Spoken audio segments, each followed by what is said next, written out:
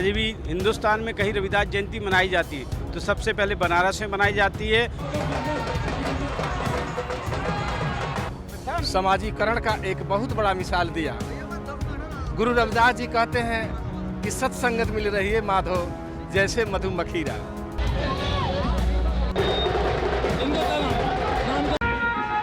मन चंगा तो कठौते में गंगा, सामाजिक समरसता का ये अद्भुत सूत्र वाक्य संत शिरोमणि सदगुरु रविदास जी ने दिया था। हर साल माघ पूर्णिमा के दिन संत शिरोमणि रविदास जी की जयंती मनाई जाती है और संस्कार धानी जबलपुर में रविदास जी की ये जयंती धूमधाम से मनाई जा रही है। जबलपुर के अंबेडकर चौराहे से लेकर संत शिरोमणि रविदास जी के मंदिर गौरीघाट तक एक विशाल शोभा यात्रा निकल रही है, जिसमें बड़ी तादाद में, हजारों की तादाद में लोग शामिल हो रहे हैं। सामाजिक समरसता का संदेश देते हुए ये शोभा यात्रा आगे बढ़ रही है। तो आज हम आपको IBC 24 में महाकौशल में दिखाएंगे कि किस तरह से संस्कारधानी जबलपुर में संत रविदास जी की ये जयंती मनाई जा रही है। शोभा यात्रा के बेहद खूबसूरत नज़ारे हम आपको दिखाएंगे। तो देखिए किस तरह चल रही है ये शोभा यात्रा।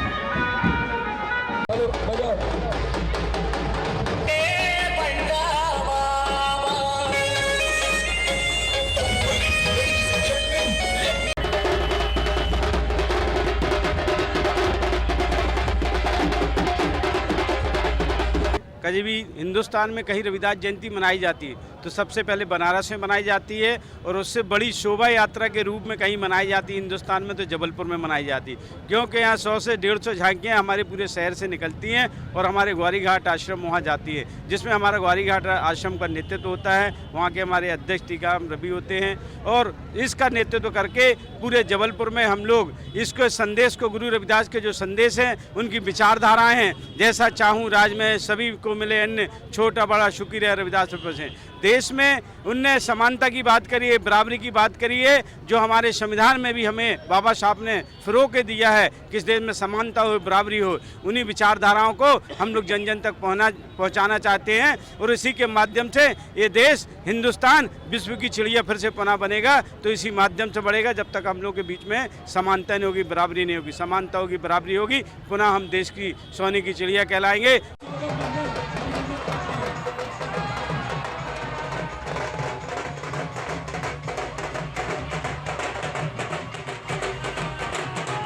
गुरुओं ने एक आध्यात्मिक भावना के साथ ही साथ समाजीकरण का एक बहुत बड़ा मिसाल दिया।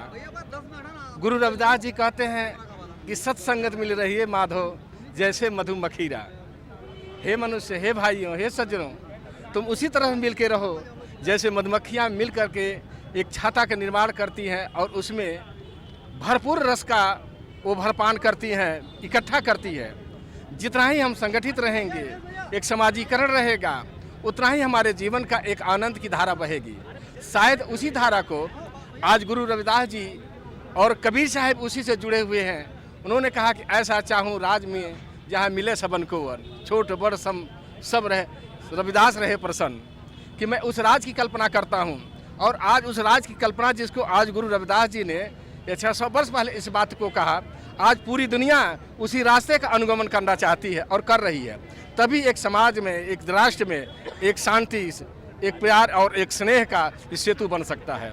शायद गुरु रविदास जी का यही भावना जो उन्होंने कल्पना किया था आज व्यवहार रूप में व्यवहारित हो रहा है। ये देख करके मुझे अति प्रसन्नता हो रही है।